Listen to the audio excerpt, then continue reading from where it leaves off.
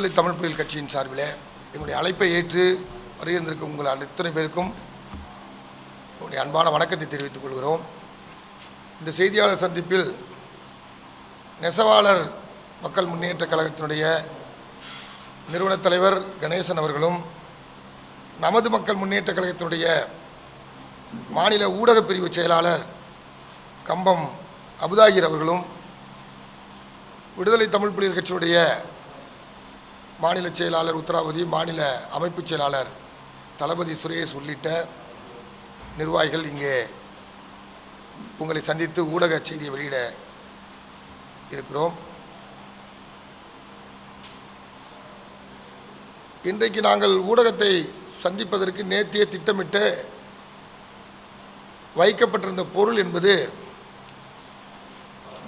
நேற்று 1.5 கோடி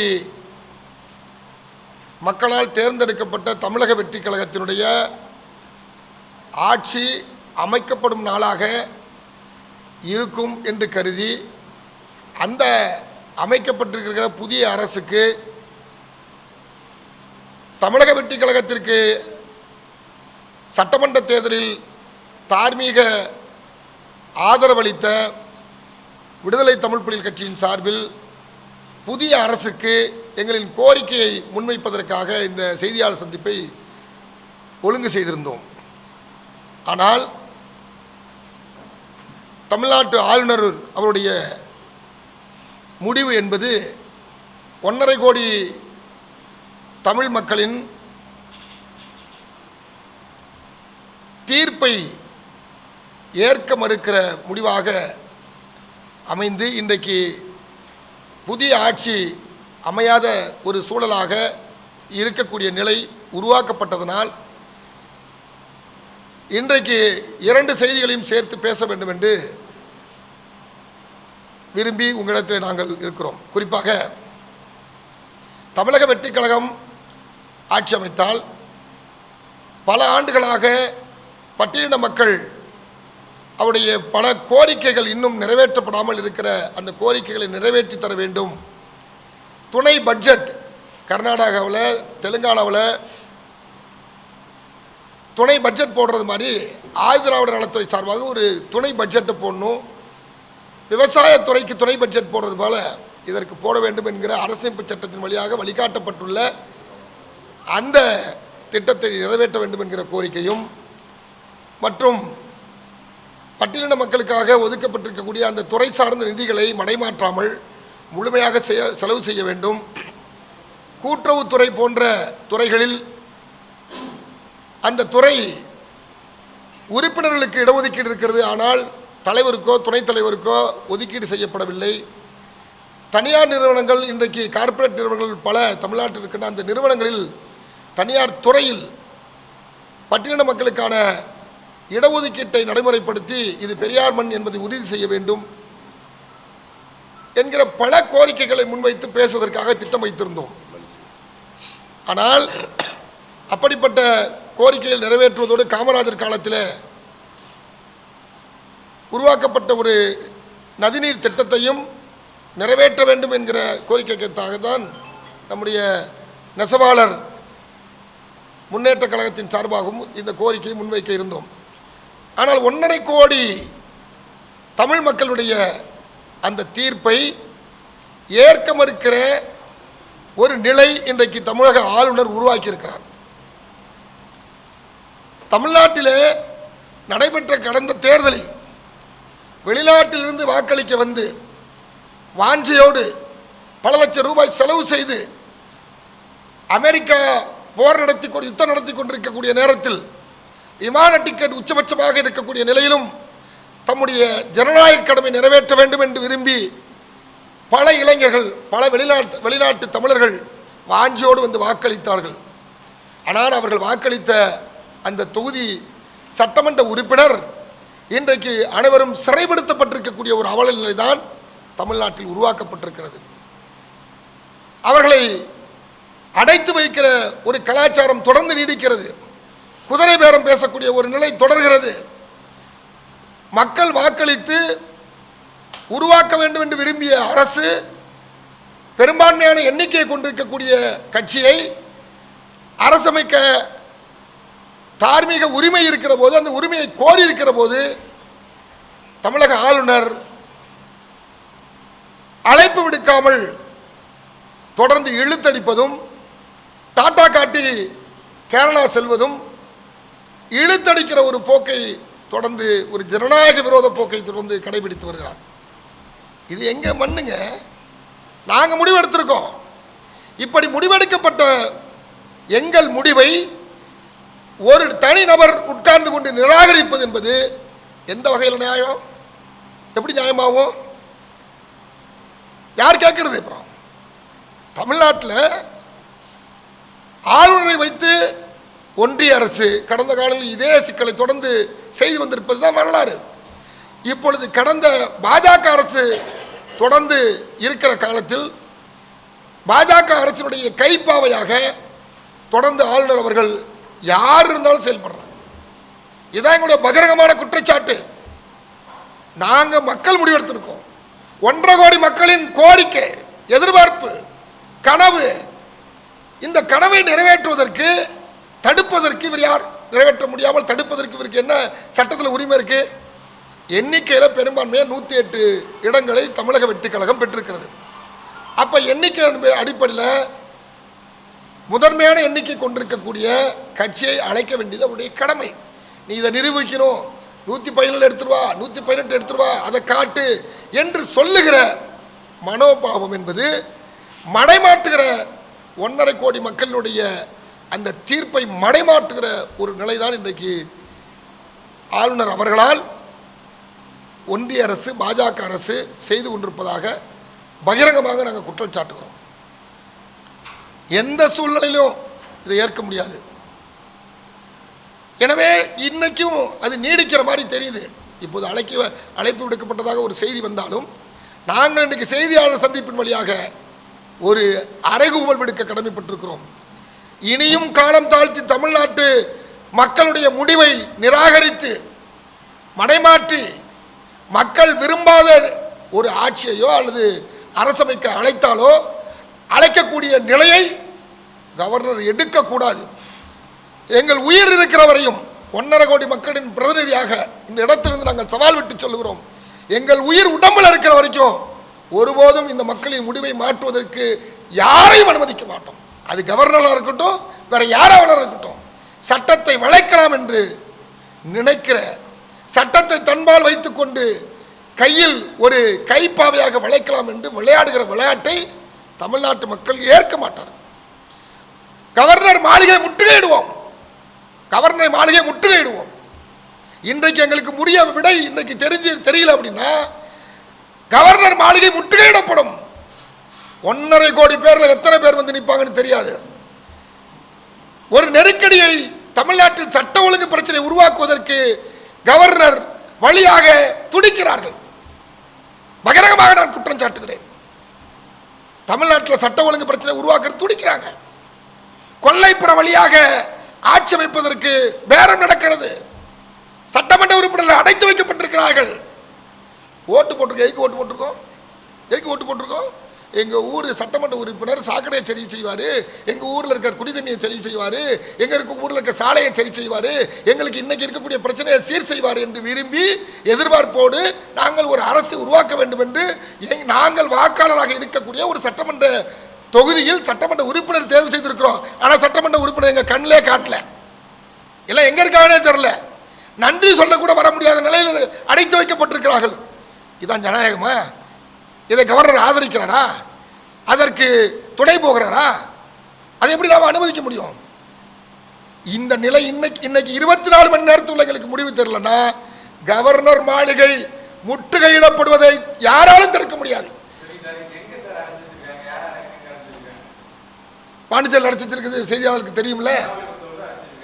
தாவேக்க ஒன்று அடைச்சலாம் வைக்கலையே, அப்படிலாம் அடைச்சி வைக்கல. நேற்றுலாம் வந்து தாவேக்காவுடைய சட்டமன்ற உறுப்பினர்கள் பனையூரில் இருந்தாங்க.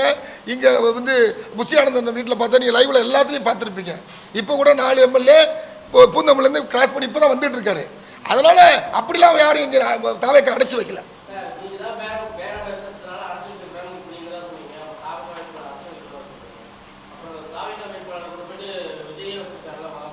ஏங்க அரசமைப்பதற்கு நாங்கள் தகுதி பெற்றோம்.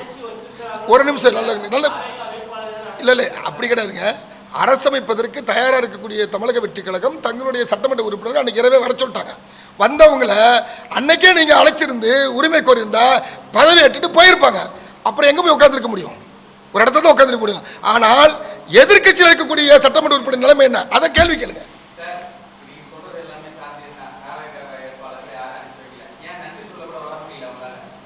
யாரு பதவி ஏற்றுட்டா நாங்கள் போயிடுவோம். எங்களுக்கு எங்க பிரச்சனை முதல்ல பதவி இருக்குது. தமிழக வெற்றி கழகத்தினுடைய வேட்பாளர்கள் தமிழக வெற்றி, ஆமா அவர் எம்எல்ஏ ஆகலைங்க. அவர் ஆட்சி அமைக்க கோர்றதுக்கான இடத்துல இல்ல. ஜெயிச்சவங்க வந்து பதவியேற்ற பிறகுதாங்க சொல்ல முடியும். பதவியேற்ற பிறகுதான் சொல்ல முடியும். பதவி ஏற்கணும்ல, பதவி ஏற்கணும்ல. எங்க கவர்னர் பதவி ஏற்க அழைத்திருந்தால், பதவி ஏற்றிருந்தா இந்நேரம் போய் தொகுதியில் நின்று நன்றி சொல்லியிருப்பாங்க. இங்க பிரச்சனை முடியாம சட்டமன்ற உறுப்பினரை இங்க முடிவு தெரியாம சட்டமன்ற உறுப்பினரை தொகுதிக்கு போகணும்னு சொன்னா சர்டிஃபிகேட் வாங்கிட்டு வந்து நிற்கிறோம். எது நன்றி தெரிவிக்க கூட தோத்தையமெல்லாம் எப்படி இருக்காங்க இப்ப சொல்லுங்க. அவங்கள அடைச்சு வச்சாங்க, அவங்கள தாங்க அடைச்சு வச்சிருக்காங்க. எங்க எம்எல்ஏ அடைச்சு வைக்கப்படல, எங்க எம்எல்ஏக்கள் அடைச்சு வைக்கப்படல. இப்ப கூட கூட்டம் நடந்துட்டு இருக்கு. இப்ப கூட கூட்டம் நடந்து எங்க எம்எல்ஏ அடைச்சு வைக்கப்படல. ஆனால் அடைச்சு வைக்கப்பட்டிருக்கவங்களுக்கு பிரஸ்காரங்களுக்கு தெரியுமா தெரியாது பாருங்க. அவ்வளவுதான் நம்ம அழைச்சோம். நீங்க தான் செய்தி போட்டுறீங்க, அதனாலதான் சொல்றேன். ஊடகத்துல தான் செய்தி வந்திருக்கு, நான் சொல்ல. ஊடகத்துல வந்த செய்தி தான் அப்ப சொல்றேன்.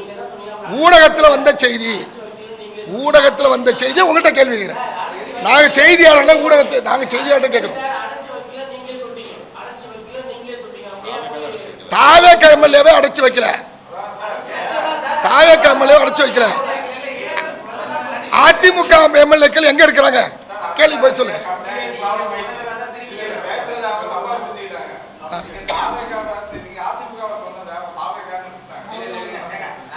அவர் கேட்டதான் கேட்கிறாரு, அவர் கேட்டதான் கேட்கிறாரு, அவர் கேட்டதான் கேட்கிறாரு. அப்ப ஊடகத்தின் வழியாக நேற்று நீங்க தான் செய்தி போட்டீங்க. யார் 27 பேர் எங்க இருக்காங்க, 22 பேர் எங்க இருக்காங்க, பாண்டிச்சேரியில் எவ்வளவு பேர் வச்சிருக்காங்கன்னு எங்களுக்கு என்ன ஜோசியமா தெரியும்? ஊடகத்தில் வர செய்தி தான் எங்களுக்கு செய்தி. அந்த செய்தியின் அடிப்படையில் இப்ப அந்த செய்தியை சொல்றோம். எனவே ஆமா, இன்னும் நாங்க என்ன சந்திக்கல, இனிமேதான் சந்திக்க போறோம். நாங்க முன்னாடி தேர்தலில் ஆர்வத்தை வச்சிருக்கோம். சட்டமன்ற தேர்தலில் ஆதரவு அளித்து விட்டோம். நாங்க தார்மீக ஆதரவு அளித்து விட்டோம். சட்டமன்ற தேர்தலையே என்னைக்காக ஆதரவு அளித்தோம்னா, பட்டியலின சமூகத்தைச் சேர்ந்த ஏறக்குறைய 36 பேர் மாவட்ட செயலாளர்களும், ஏறக்குறைய சிறுபான்மை சமூகத்தைச் சேர்ந்தவரும் பட்டியலின சமூகத்தைச் சேர்ந்தவரும் 70 பேருக்கு கிட்டத்தட்ட வேட்பாளர்களும் நிறுத்தப்பட்ட போது, பொது தொகுதியில் மேலும் சில, இந்த 44 பேர் அல்லாமல் பொது தொகுதியில் மேலும் சில வேட்பாளர்கள் நிறுத்திய அந்த முடிவு என்பது பெரியாரிய, மார்க்சிய, அம்பேத்கரிய சமூக நீதி கோட்பாட்டிற்கான இடதுசாரி சித்தாந்தத்தின் அடையாளமாக, சமத்துவத்தின் வெளிப்பாடாக, தலைகீழ் புரட்சியாக அது பார்க்கப்பட்டது என்றால், அதனால தான் நாங்கள் விடுதலை தமிழ் புலி கட்சி அந்த நடவடிக்கையை பார்த்தோம். தமிழக வெற்றி கழகத்தினுடைய சாதி கடந்து, மதம் கடந்து, இந்த ஒரு குரூப் ஆஃப் பீப்புள், இந்த ஒரு குறிப்பிட்ட சாதி அவர்கள் மட்டும்தான் வாக்களிச்சிருக்காங்க அப்படின்னு நீங்கள் எடுக்கவே முடியாது. எல்லா பகுதியில் இருந்தும், எல்லா சமூகத்தில் இருந்தும், எல்லா மதத்தினரும் வாக்களிக்கப்பட்டு உருவாக்கியிருக்கார்கள். அதில் பட்டியலின மக்களுக்கும் எல்லா சமூகத்தை சேர்ந்தவரும் வாக்களித்து இவ்வளவு எண்ணிக்கையில் இன்றைக்கு வெற்றி பெறுவதற்கான ஒரு வாய்ப்பை பொது தொகுதியில் வெற்றி பெறக்கூடிய அளவுக்கும் வந்திருக்குது. அப்படின்னா அதை வரவேற்கிறப்ப தான் நாங்கள் ஆதரிக்கிறோம். எங்களுடைய ஆதரவு எதுக்குன்னா,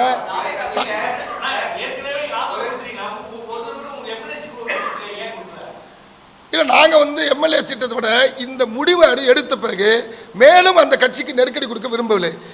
அவர்கள் சட்டமன்ற தொகுதியில் ஒதுக்கப்பட்ட தனி தொகுதியை தாண்டி பொது தொகுதியில் நிற்கக்கூடிய ஒரு சூழலை உருவாக்கிய பின்பு இதை வெற்றி பெற செய்வதுதான் நம்முடைய இலக்கு, நோக்கம் என்பதனால தான் நாங்கள் தொடர்ந்து பிரச்சாரம் செய்து அந்த வெற்றி வாக்கை சூடி கொண்டு வந்து நிறுத்தியிருக்கோம். இன்னும் சொற்ப வாக்குகளில் அந்த வாய்ப்பை இழந்திருக்கக்கூடிய, இல்லைன்னா இன்றைக்கு தனி மெஜாரிட்டியில் ஆட்சி அமைக்கக்கூடிய வாய்ப்பை பெற்றிருப்போம்.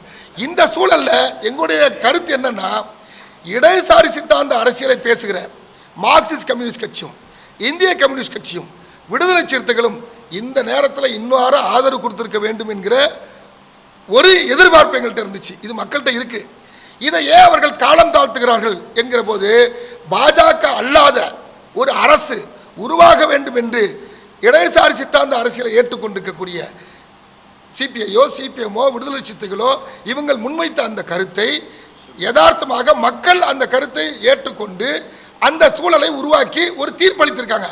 அதில் தேசிய ஜனநாயக கூட்டணியில் இருக்கக்கூடிய அதிமுகவையோ அல்லது பாட்டாளி மக்கள் கட்சியையோ அழைக்காமல் இடதுசாரி சித்தாந்தத்தை ஏற்றுக்கொண்டிருக்கக்கூடிய இந்திய கம்யூனிஸ்ட் கட்சி, மார்க்சிஸ்ட் கம்யூனிஸ்ட் கட்சி, விடுதலை சிறுத்தைகள், அதே போல மதவாதத்தை எடுத்திருக்கக்கூடிய காங்கிரஸையும் அழைப்பு விடுக்கிற இடத்தில் இருக்கிற போது இவ்வளவு காலம் காத்திருக்கக்கூடிய, இழுத்தடிக்கக்கூடிய அல்லது அதுக்கு முடிவு எடுக்க முடியாத ஒரு சூழலை ஏன் இந்த கட்சிகள் உருவாக்குகின்றன என்கிற போது இது ஆபத்தானது.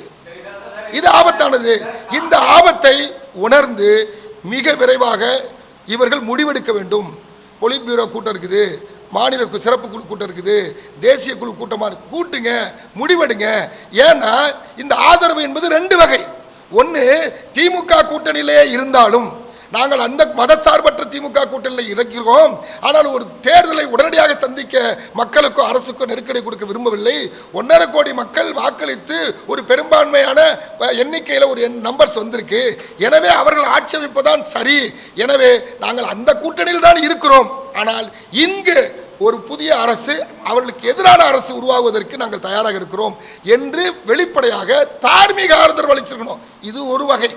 இன்னொரு வகை, இந்த கூட்டணியிலே இடம்பெறுவது. இப்ப காங்கிரஸ் கட்சி திமுக விட்டு வெளியில வந்துட்டாங்க. என்ன பண்ணிருக்காங்க? இப்ப மதசார்பற்ற திராவிட முன்னேற்ற கழகத்தினுடைய தலைமையிலான கூட்டணியிலிருந்து வெளியிலே வந்து தாவேவுக்கு ஆதரவு கொடுத்துருக்காங்க. இது ஒரு டைப் ஆஃப் வகை. இது இன்னொன்று, நான் அந்த கூட்டணியில் தான் இருக்கேன், ஆனால் என்னுடைய ஜனநாயக கடமை, மக்கள் அளித்திருக்க தீர்ப்பை ஏற்றுக்கொண்டு இந்த முடிவை நாங்கள் அறிவிக்கிறோம். இது மாதிரி பல தேர்தலில் ஐக்கிய குஜரால், தேவகவுடா, விபி சிங், வந்து சந்திரசேகர் இவங்கெல்லாம் ஆட்சி அமைச்சப்ப இதே மாதிரி சமூக நீதி அடிப்படையில் முடிவெடுத்தாங்க. அந்த முடிவை எடுக்கிற போது இதே கம்யூனிஸ்ட் கட்சிகள் எடுத்த முடிவை மீண்டும் தமிழ்நாட்டில் ஏன் எடுக்க தவறுகிறார்கள், மறுக்கிறார்கள், காலம் தாழ்த்துகிறார்கள் என்கிற கேள்வி வருது. அப்போ இந்த நெருக்கடியை உருவாக்குவதன் மூலம் யாருக்கு வாய்ப்பு கொடுக்குறாங்க? யாருக்கு நெருக்கடி? எடப்பாடி போய் தேதி கேட்கிறாரு, நேரம் கேட்கிறாரு. இந்த நெருக்கடி யாரால வருது? நீங்கள் இந்த ரெண்டு முடிவில் ஏதோ ஒரு முடிவு அறிவிக்கணும். நாங்கள் ஆட்சியில் இடம்பெற விரும்புகிறோம், அதிகாரத்தில் பங்கு தரேன்னு சொன்னீங்க, எங்களுக்கு என்ன பங்குன்னு சொல்லு, நான் ஆதரிக்கிறேன், வெளிப்படையாக கேளுங்க. அல்லது இது எங்களுடைய கட்சியினுடைய கொள்கை கோட்பாடு, எனவே நாங்கள் ஆட்சியில் பங்கேற்க மாட்டோம், அதிகாரத்தில் பங்கேற்க மாட்டோம், நாங்கள் ஆட்சி மட்டும்தான் நடத்துவோம். வெஸ்ட் பெங்கால் மாதிரியோ கேரளா மாதிரியோ சிபிஎம் முடிவெடுக்கலாம், ஆனால் நாங்கள் இடையில ஐக்கிய முற்போக்கு கூட்டணியில் இடம்பெற்றது போது இடம்பெற மாட்டோம். ஆனால் இந்த அரசுக்கு ஒரு பொதுவான அஜெண்டா உருவாக்கி அந்த வழிகாட்டு நெறிமுறையின் அடிப்படையில் ஐக்கிய முற்போக்கு கூட்டணி அரசை வழிநடத்தியது போல, மன்மோகன் சிங் ஆட்சி காலத்தில் 10 ஆண்டு காலம் வழிநடத்தியது போல தமிழ்நாட்டில் இப்படி ஒரு நிலைமை தமிழ்நாட்டில் இதுவரை வரலாற்றில் உருவாகவில்லை. இப்போ உருவாக்கப்பட்டிருக்கிற இந்த நிலையில் கடந்த கால அரசியலை முன்மாதிரியாக எடுத்துக்கொண்டு இன்னைக்கு என்ன செய்யணும் அப்படின்னு யோசிச்சு மார்க்சிஸ்ட் கம்யூனிஸ்ட் கட்சியும் இந்திய கம்யூனிஸ்ட் கட்சியும் முடிவை எடுத்திருக்கணும். எடுக்காதனால தான் இங்கே உட்கார்ந்துருக்கோம். இப்பயும் நாங்கள் அந்த கோரிக்கை புரியல.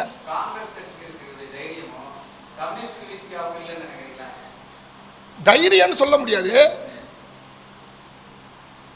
திமுகவுடைய கூட்டணியை ஏற்கனவே ஒரு நெருக்கடியில் 2 வகையா காங்கிரஸ் அங்கே இருந்த ஒரு நிலைமை இருந்துச்சு. அதுக்கு உதாரணம் எப்படின்னா, திமுக கூட்டணியான அந்த பிரச்சார பயணத்தில் திராவிட முன்னேற்ற கழகத்தினுடைய தலைவரும் மதசார்பற்ற திமுக அந்த மதசார்பற்ற கூட்டணியில் பிரச்சாரம் செய்கிற போது ராகுல் காந்தியும் திமுக தலைவர் ஸ்டாலின் அவர்களும் ஒரே மேடையில் தோன்றாமல் இருந்ததிலிருந்து அவர்கள் இருவேறு கருத்தாக இருக்கிறார்கள் என்பது வெளிப்படையாக தெரிந்தது. எனவே அந்த சூழல் இப்பொழுது வெடிக்குது. இப்போ அது வெடிக்குதோ வெடிக்கலையோ, ஆனால் காங்கிரஸ் மேலே எனக்கு 1000 குற்றச்சாட்டுகள் இருக்கு. ஆனால் இப்போ எடுத்திருக்கிற முடிவு என்பது ஜனநாயகத்தை பாதுகாப்பதற்கான முடிவு. எப்படி? தமிழ்நாட்டு மக்கள் பாஜக வரக்கூடாது, மதவாத சக்தியில் வரக்கூடாது என்று முடிவு எடுத்திருக்க பிறகு அந்த முடிவை அந்த 1.5 கோடி மக்களுடைய முடிவை காங்கிரஸ் ஆதரிக்கிற போது காங்கிரஸுடைய நிலைப்பாடு முடிவு என்பது சரி. அந்த முடிவு திமுகவில் இருந்தே ஆதரிக்கலாமா வெளியில் வந்து ஆதரிக்கலாமா அவங்க சொந்த முடிவு, அதில் அவங்க வெளியில் வந்து ஆதரிக்கிறாங்க. நாங்கள் என்ன சொல்கிறோம், சிபிஎம் சிபிஐ விடுதலை சிறுத்தைகள் திமுக கூட்டணியில் நீங்கள் நீடிக்க எங்களுக்கு அதில் அது மாதிரி ஆட்சேபம் இல்லை. ஆனால் ஒரு அரசு உருவாவதற்கு நாங்கள் காரணமாக இருக்க விரும்புகிறோம். இன்னொரு தேர்தல் வர விரும்பவில்லை. எனவே மக்கள் அளித்திருக்க தீர்ப்பே மகேசன் தீர்ப்பு. அந்த தீர்ப்பை நாங்கள் வரவேற்கும் வகையில் இந்த அரசு அமைய நாங்கள் ஆதரவளிக்கிறோம் என்று தார்மீக ஆதரவு அளித்திருந்தால் அது உலகம் முழுவதும் இருக்கக்கூடிய கம்யூனிஸ்டுகள் மட்டுமல்ல, இப்படிப்பட்ட ஒரு மாற்று சக்தி வர வேண்டும் என்று விரும்பி வாக்களித்தவருடைய உள்ளத்தில் ஒரு குளிர்ச்சியாக இருந்தது.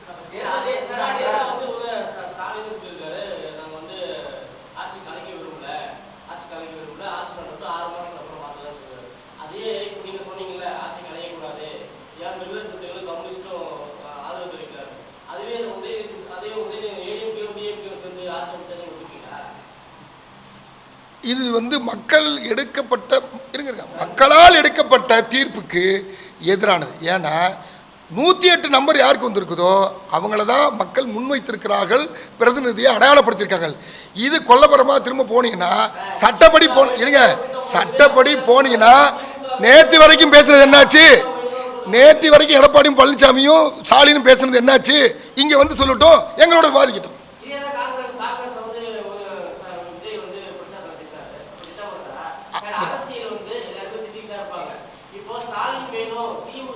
திட்டுறது வேறங்க, கொள்கை முடிவு என்பது வேற.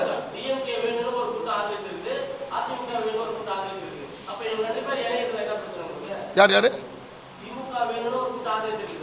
அது எண்ணிக்கையில் யாரு? 2 பேரும் வேணான்னு தான் 108 நம்பர் வந்திருக்கு. 1.5 கோடி பேர் ஓட்டு போட்டிருக்காங்க.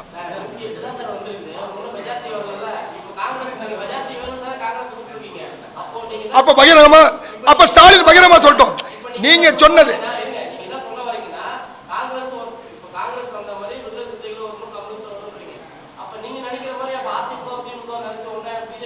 சொல்லுங்க, வெளிப்படையா சொல்லுங்க.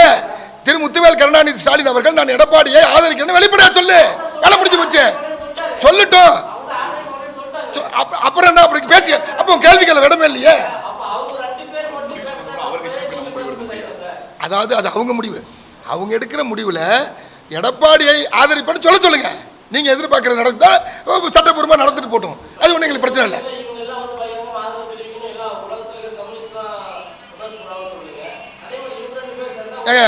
வெஸ்ட் பெங்காலில் கம்யூனிஸ்ட் தொடச்சது யாரு? கேரளாவில் தொடச்சு போட்டிருக்கிறது யாரு? இந்தியா முழுக்க கம்யூனிஸ்ட் கட்சியில் தொடச்சு போட்டது யாரு? எந்த அரசு, எந்த மதவாத சக்திகள்? அவர்கள் கொல்லப்புறம் வழியா மீண்டும் வருவதற்கு ஆதரவாக இருந்துவிடக் கூடாது என்கிற சித்தாந்தத்தின் அடிப்படையில், கொள்கையின் அடிப்படையில் இதை நம்ம முன்வைக்கிறோம், வேண்டுகோள் தான் வைக்கிறோம்.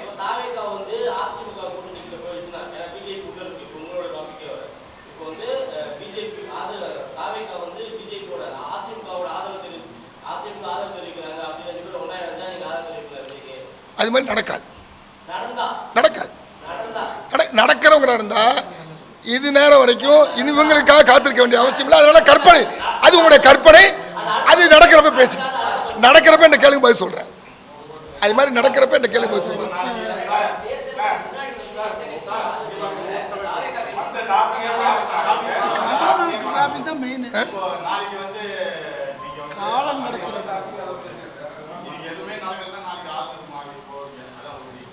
இன்னைக்கு வந்து ஆளுநர் எடுக்கிற முடிவு இந்த 1.5 கோடி மக்களுக்கு திருப்தி அளிக்கக்கூடிய வகையில் அமையாவிட்டால், எங்கள் பார்வையில் அமையாவிட்டால் நாங்கள் ஆளுநர் மாளிகை முற்றுகிட்டு அம்பலப்படுத்துவோம்.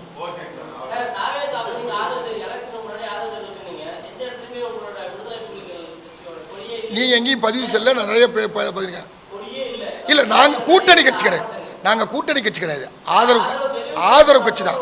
இங்க பாருங்க, கூட்டணி கட்சி வேற, ஆதரவு கட்சி வேற. கூட்டணி கட்சி வேற, ஆதரவு கட்சி வேற. நான் பிரஸ்ல வந்து கொடுத்துட்டேன், அவ்வளோதான். ஏன்னா எல்லாம் எங்க இல்லை நான் பிரஸ்ல கொடுத்துட்டேன், ஏன் பிரஸ் செய்தி வர மாட்டேது. நீங்க இதையே போட்டால் நல்லதுதான், சந்தோஷம் தான்.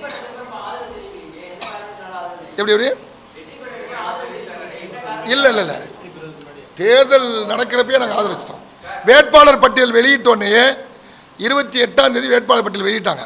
வேட்பாளர் பட்டியல் வெளியிட்டோன்னே அந்த தரவுகளை பார்த்தோன்னே எங்களுக்கு தகவல் தெரிஞ்ச உடனே அன்னைக்கு மறுநாளே நான் ஆதரிச்சிட்டேன். அந்த தரவை பார்த்தோன்னே அது எனக்கு ஒருத்தர் வழியாக வந்துச்சு. அது எப்படி வந்துச்சுன்னா, எங்கள் மாவட்டத்திலேயே, ஏன்னா இப்போ நான் பேரெலாம் சொல்ல விரும்பலை, ஏன்னா அது வந்து ஒரு பொது இடத்துல இவர் இந்த சாதின்னு சொல்லக்கூடாது. பட்டியல் சமூகத்தை சேர்ந்தவங்க பொது தொகுதியில் நிற்கிறத எனக்கு தெரிஞ்ச தம்பி என்னப்பான்னு கேட்டேன். அவர் வந்து என்ன எனக்கு தெரியுதானே, நான் இந்த மாதிரி இன்னார் இந்த தொகுதியை சேர்ந்தவன, அந்த தொகுதியில் பொது தொகுதியாச்சேன்னு நைஸாக நான் கேட்டேன். அப்போ தான் இல்லைண்ணே உங்களுக்கு தெரியுண்ணே இன்னாருன்னு சொன்னாப்புல. என்னப்பான்னு கேட்டேன். இல்லைண்ணா என்ன மாதிரி நிறைய பேர் இருக்காங்கண்ணே, இது தானையா நான் செய்கிறதுக்கு துடிக்கிறோம்.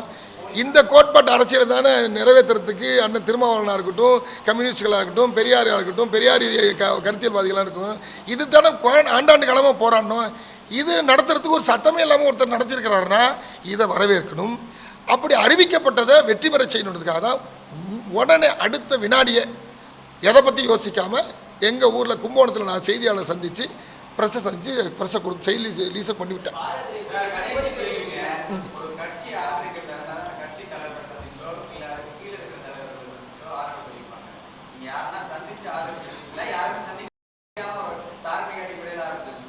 இது யார அதான் நாங்கள் கூட்டணி கிடையாது, தார்மீக அடிப்படையில் தான் ஆதரிச்சிருச்சோம். அந்த கட்சி மக்கள் வாக்களிச்சிருக்குது. அரசமைக்கணும்னு நினைக்கிறப்ப, அரசமைக்க கூடாதுன்னு ஒரு சக்தி செயல்படுறப்ப, அல்லது ஒரு கொள்ளைப்புறமாக ஆட்சி அமைக்கணும் முடிவு பண்ணுறப்ப அதை எப்படி அனுமதிக்க முடியும்? எந்த பின்னணி வேற எப்படி பேக்ரவுண்ட் இருக்கும்? நம்ம வந்து வாக்காளர், நம்ம இந்த ஒரு அரசை உருவாக்கணும்னு ஆசைப்பட்டிருக்கோம். ஊழல் மலிந்த பண்ணையார்த்தனத்தை எதிர்த்து அன்றைக்கு பெரியார் போராடினார். பெரியாருக்கு பிறகு அண்ணா தலைமையில் ஒரு அரசியல் கட்சி உருவாக்கப்பட்டது. அது திமுகவா ஆட்சி அணியில் வந்துச்சு. அந்த காங்கிரஸ் கட்சிக்கு அன்றைய காலத்தில் காங்கிரஸ் கட்சியினுடைய நிலைமைக்கு எதிர்த்து திமுக மாற்றா வந்துச்சு. திமுகவுக்கு மாற்றா எம்ஜிஆர் வழியில் மாற்றம் கிடைக்காதுன்னு அந்த எம்ஜிஆர் வழியில் ஒரு திரும்ப அண்ணா திமுக வந்துச்சு. இப்படி வந்து அந்த அமைப்புகளுடைய கட்டமைப்பு வந்து பெரியாருடைய முழுமையான கருத்தியலை, சிந்தனையை, கோட்பாட்டை, அரசியலை எடுத்துகிட்டு போகலை. அப்படின்றப்ப அதை யார் எடுத்துகிட்டு போகிறாங்களோ அந்த சூழல் இப்போ தானாக மலர்ந்து வந்து அதற்கான ஆதரவு இருந்து இப்படிப்பட்ட வாக்கு வித்தியாசத்தில் வேட்பாளர்களை நிறுத்தி வெற்றி பெற்று ஆட்சி அணியில் உட்கார இடத்துல நெக்கு வந்திருக்காங்க. இப்போ இந்த ஜனநாயக சக்திகள் ஆதரித்து அந்த அரசு உருவானால் அது பாதுகாக்கப்பட வேண்டும். மக்களுடைய கோரிக்கையை நிறைவேற்றுவதற்கு இருக்க வேண்டும் விரும்புகிறோம். நாங்கள் கூட நேற்று என்ன ஆசையோடு வந்தோம்னா, பதவி ஏற்பு நடக்குது, அதுக்கு முன்னாடி ஆதரித்த கட்சி விடுதலை தமிழ் புலிகள் கட்சி, எங்களுக்கு சில கோரிக்கைகள் இருக்குது. எனவே அந்த கோரிக்கையை நாங்கள் நேராக பார்த்து ஆதரிக்கல, அவர் நேராக பார்த்து ஆதரிச்சுதான் நேராக போய் கொடுக்கலாம். நாங்கள் தார்மீக ஆதரவளித்தோம். அதே தார்மீக கடமையில் அன்றைக்கு செய்தியாளர் சந்தித்து ஆதரவளித்தோம்.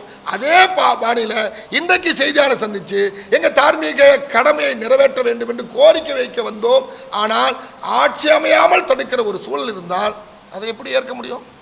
எங்கள் உயிர் போனாலும் சரிங்க, எங்கள் பணத்தின் மேலே தான் இன்னைக்கு கவர்னர் ஆட்சின்னா அது பேர் என்ன? ஒன்றிய அரசுடைய கட்டுப்பாட்டில் கூடிய அரசு. அப்படின்னா மத்திய போலீஸ் வந்து தலையிடும், இராணுவம் தலையிடும். அதான உண்மை. எங்கள் பிணத்து மேலே தான் நடக்கணும்னா இங்கே அப்படி ஒரு சட்ட ஒழுங்கு பிரச்சனையை உருவாக்கணும்னு கவர்னர் விரும்பினார்னா அதுக்கு நாங்கள் அஞ்ச போவதில்லை. இது தமிழ்நாடு.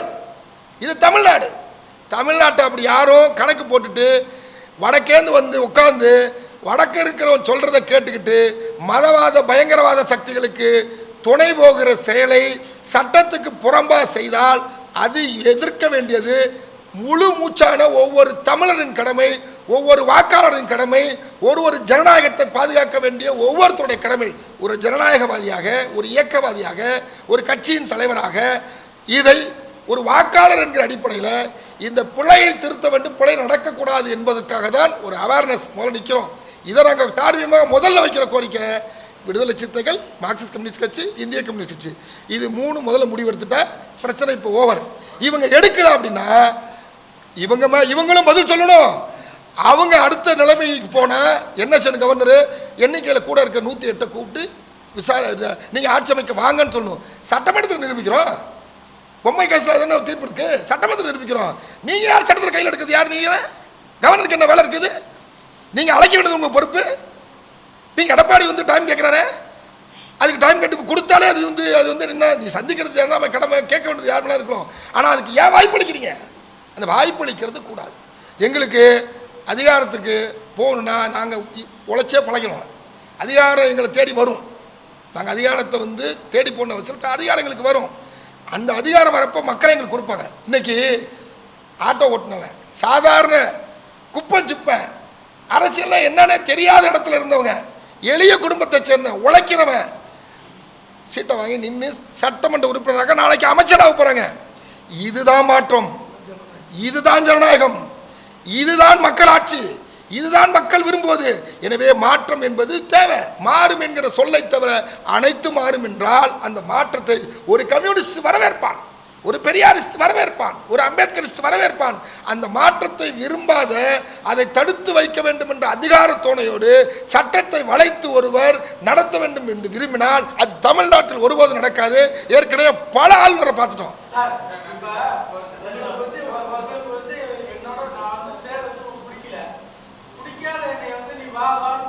சொல்லுங்க, பிடிக்கலன்னு சொல்லுங்க, சொல்லுங்க. மௌனம் தான் ஆபத்தானது. சொல்லுங்க, பிடிக்கலன்னு சொல்லுங்க. முக்கியமானது, மிக முக்கியமானது தமிழக வெற்றி கழகம். இப்போ எனக்கு சமீபமாக இப்போ நாங்கள் மேடை ஏறதுக்கு முன்னாடி வந்த செய்தியின் அடிப்படையில் ஆட்சி அமைக்க ஆளுநர் அழைப்பு விடுக்கிற மாதிரி ஒரு செய்தி கிடச்சிச்சு.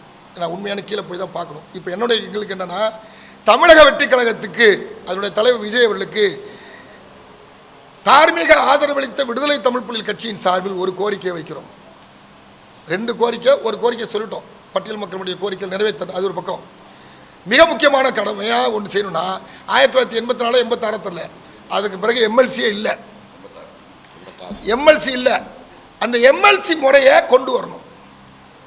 எதுக்கு? நாடாளுமன்றத்தில் மட்டும் மேலவை இருக்குது, ராஜ்யசபா இருக்குது.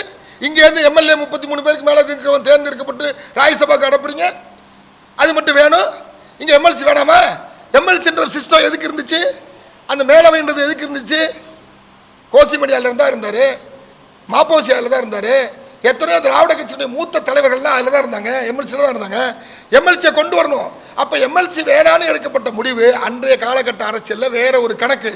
ஆனால் இன்னைக்கு தமிழக வெற்றி கழகம் எம்எல்சியை கொண்டு வருவதற்கு புதிய ஆட்சி அமைக்குமேயானால் உடனடியாக தீர்மானம் நிறைவேற்றி அந்த எம்எல்சியை கொண்டு வந்து அதன் வழியாக இன்னும் ஆன்றோர்கள், சான்றோர்கள், அரசியலில் தெளிவாக இருக்கக்கூடியவர்கள், மக்களுக்காக உழைக்கக்கூடியவர்கள், அவர்களுக்கும் இடமளிக்க வேண்டும். மேலும் ஆதரவளிக்கக்கூடிய கட்சிகள் நாளைக்கு அதிகார பகிர்வு என்று நீங்கள் ஏற்கனவே சொன்னதை நடைமுறைப்படுத்துவதற்கு அதிகார பகிர்வளிப்பதற்கான சூழலை உருவாக்கி அந்த எம்எல்சி சிஸ்டத்தை நடைமுறைப்படுத்த வேண்டும் என்று விடுதலை தமிழ் புலிகள் கட்சி கோரிக்கை வைக்கிறது. இதை தமிழக வெற்றி கழகம் புதிய ஆட்சி அமைத்தால் அதை நிறைவேற்ற வேண்டும் என்பதுதான் கணேசன் எங்களுடைய கோரிக்கை. இதை தமிழக வெற்றி கழகம் பரிசீலிக்க வேண்டும் என்று கேட்டுக்கொள்கிறோம்.